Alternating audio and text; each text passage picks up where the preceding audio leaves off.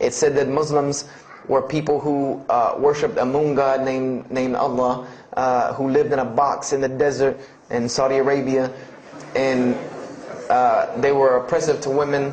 I remember there was a whole chapter about how they could have 4 wives and as many as they want, actually, because they could marry 2, divorce 1, get 3 more. You know, this whole, you know, and it said that, you know, I remember the one thing that really caught my attention was the whole chapter on jihad, where it said that Muslims were allowed to kill non-Muslims at any time, at any place, without discretion, and it was an honorable act, and not only would they go to heaven before it, but they would get 70 virgins on the way. You know, so I closed the book on Islam, put it back on the shelf, and marked off Islam off my little list of religions, and said thanks but no thanks, and if I ever see a Muslim, I am out. And I said I'm pretty safe in Greenville, South Carolina. I had never seen a Muslim ever. So I said, you know, I don't have to worry about running into no Muslims, thank God. Then what changed is when I met a Muslim. I met a Muslim who I had met a couple of times at school. We had went to school together, and I knew him, but I never knew that he was Muslim. And there's a couple of reasons why I never knew he was Muslim. Because he was an African American, number one, and the book said that Muslims were Arabs. And number two, I didn't know, you know, I thought Muslims ran around, you know, marrying as many women as they want and killing non-Muslims. I didn't know that they could also be part-time drug dealers. So I didn't know, I never knew that this guy was Muslim. I didn't put 2 and 2 together. So we were at his house one day, and we were debating something about religion. I forget what even the topic was, but you know, you had 2 teenagers thinking they know everything. And that guy came in and was listening. He said, "Have you ever heard of Islam?" I said, "Yes, I've heard all about Islam." He was like, "Okay, so what do you think of it?" I said, "What do you mean what I think of it? That's probably the worst religion I've ever seen on the face of the planet." He's like, "Why?" And he's like, "I'm a Muslim." I was like, "Man, stop playing." You know, like, you're an African American. You know, he's like, "So?" I'm like, "The book said you guys were Arab. All the Muslims were Arabs." He was like, "What else did you read in the book?" And I told him. He was like, "Man, what in the, you know, what have you been reading?" He's like, "You need to go to the mosque for Jummah." And I said, what's Jummah? He said, "It's just like church with no chairs." And I said, "I can do church with no chairs because in church the chairs were the worst part anyway. Because they had these hard benches that you sit on that are like this, and they're so hard." I said, "That's good. You sit on carpet? Wow, man, every church should be like that." And I said, "Where's the mosque?" He said, "It's on Wadehampton Boulevard." I said, "Where on Wadehampton Boulevard?" I lived on Wadehampton Boulevard. I lived right off of Wadehampton Boulevard. You know, at first I was shocked. Like, I've been living across the street from all these crazy Muslims all my life. You know, I said, I never knew. You know, and he told me to go to Jummah, and I asked him what time. He said he would meet me there at 1 o'clock in the afternoon on Friday. So I said, okay. I went on Friday, and I'm waiting outside for him. You know, I'm not going inside. That's not happening. I'm waiting, and I'm standing outside, sitting on the church steps, and the imam pulls up and parks right in front of me, who I had no idea he was the imam. But he got out, and he asked me, you know, am I waiting for someone, this, that, and the other? And I explained to him. He said, "Oh, yeah, we know this brother. You don't see him that much, but we know who he is." You know, he said, "I'm glad you came." You know, he was a very, very nice, gentle young man. And he invited me into the mosque, and I kind of wanted to wait on my friend, you know, but I didn't want, you know, at the same time I didn't want to tell this man I don't want to go in. So I went in, and they put me in the back and gave me a chair anyway. And I said, I came to sit on the floor. And they gave me a chair anyway, you know, and all of these people are piled up in front of me, and there's no Americans here, and I'm starting to wonder, you know, if this is a setup, because it's starting to smell like a setup to me, because in my mind I'm like, you've been set up before, and this seems kind of like this. So, and I'm starting to think in my head, you know, scenarios, you know, a young mind at play.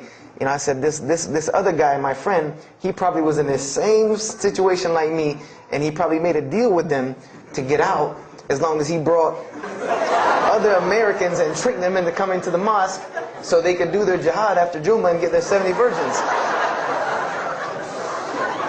So I'm sitting here, and there's all these people in front of me, and then there's a curtain with all these people behind me making noise, and I have no idea who's back here. So I'm stuck in the middle of this. I hear that it's some women, but I don't, you know, there's a curtain. I have no idea. So I'm like, there's something very odd about what's going on right here. I'm like, just let me make it. I'm starting to look for the exit. I'm like, calculating how many people are between me and the exit. I know some martial arts, so I said I'm gonna hit a couple of them and I'm out. And then the imam came, and I just now realized that he was imam because he got up on the minbar, and they started to call the adhan. And I said, okay, that man seemed nice. He seemed genuinely nice, so I felt a little more comfort. And then he got up after the adhan, and he started his khutbah. Inna alhamdulillah nahmaruhu wa. I said, oh my God. I said, I bet you he's talking about me. And he's being forceful. He was getting loud and banging on the minbar, and he's pointing in my direction. I'm like, oh man, I gotta get out of here really quick. I said, well, I'm gonna take my chance with the women behind me. I'm going through the curtain. And then he started to, when he got done with his Arabic tirade, he started to explain it. That verily all praise belongs to Allah alone, or God alone, and Him do we worship, and Him do we seek help and assistance. We seek refuge with Him from the evil that lies.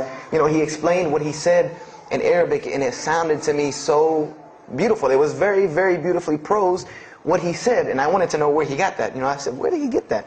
Because it was only about God and about the nature of ourselves.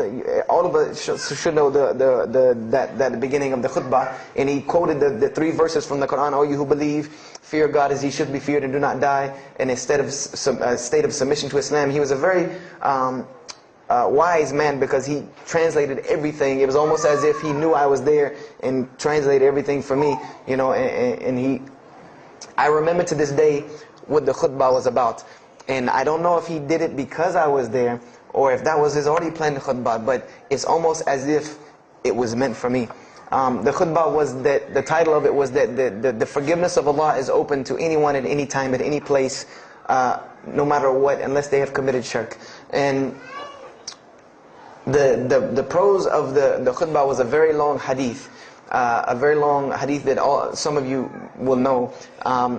And just to make it short, it was the hadith where the Rasulullah ﷺ met Angel Gabriel or Angel Jibreel, and Angel Jibreel was telling them to tell him that if the Muslims commit this certain sin, to tell them that Allah would forgive them. And every time he would tell the Muslims, they would say, okay, well then what about this sin? And he would go back and meet with Angel Jibreel, and he would go back and come back and say, tell them that Allah will forgive him for that. And this discourse happened, for many different sins. And then finally Angel Jibreel alayhi salam said, tell them that Allah has said, no matter what they do, even if their sins are compiled, like the oceans are from the east to the west, as long as they have not associated a partner with Allah, tell them that Allah will forgive them.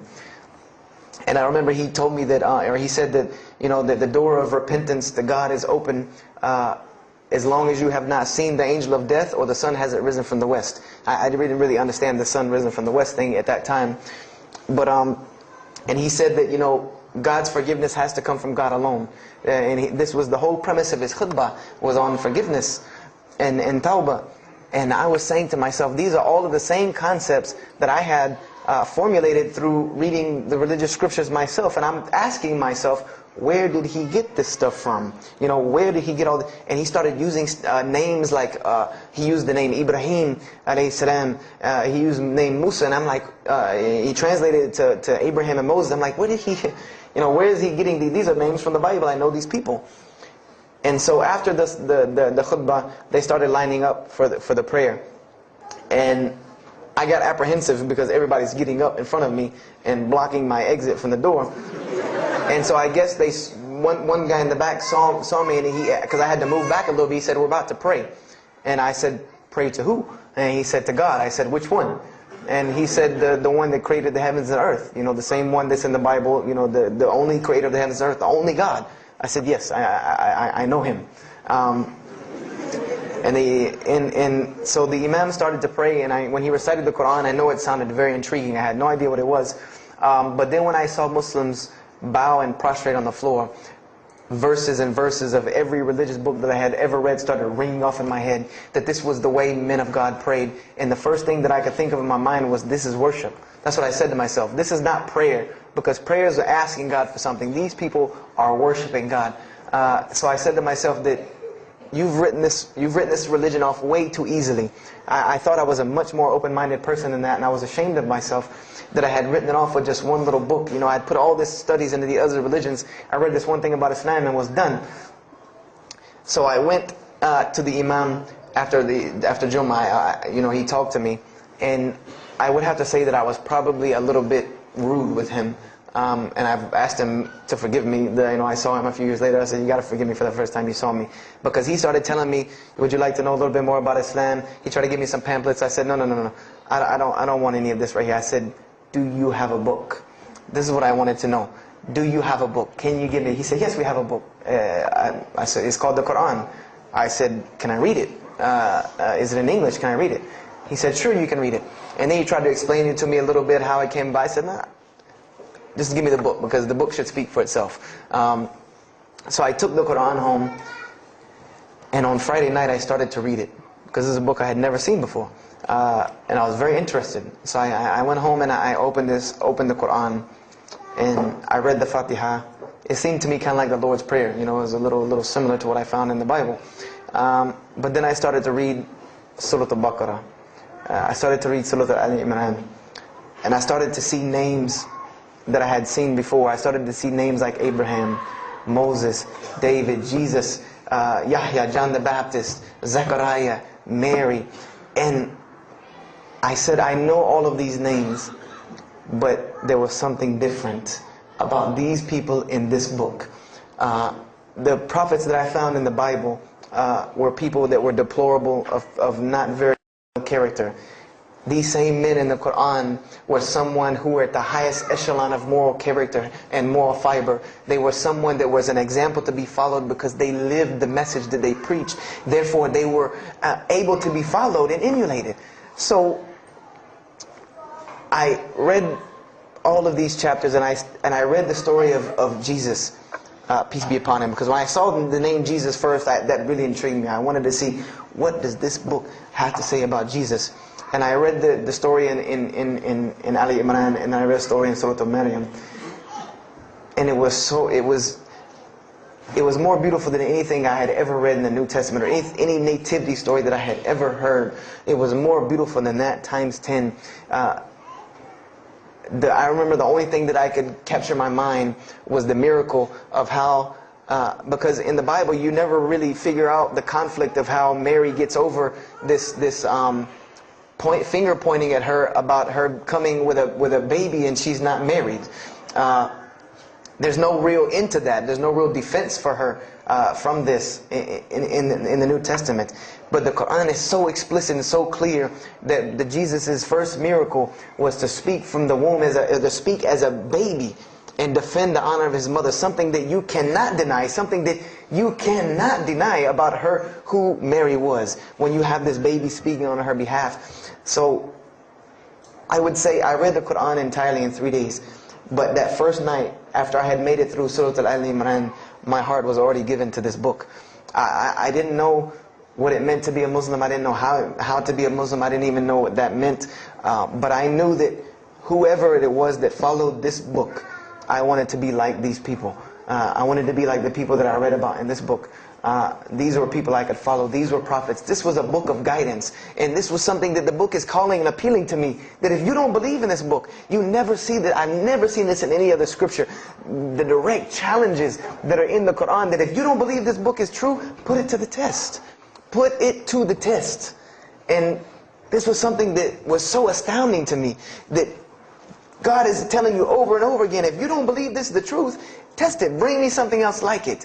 Test it. Put it to test. If it was written, if there was more than, all of the analogies about God, everything was so logical, so rational, so reasonable in my mind, that it was like 2 + 2 = 4, and that was it. There was no 1 + 1 + 1 = 3, egg, yolk, water, fight. There was none of that foolishness. The Quran was very direct and very straightforward in its teachings. So I gave my heart to Islam that night in my living room, reading the Quran, and I cried and cried, that I had been looking for the truth all this time, had searched all this way, and it was right across the street from my house. And so I went back on Monday. to accept Islam and ask these Muslims where in the world they've been all this time. And I go, ready to go in there and do my thing, and I go and the masjid is locked. And because they only came on Fridays in for Isha.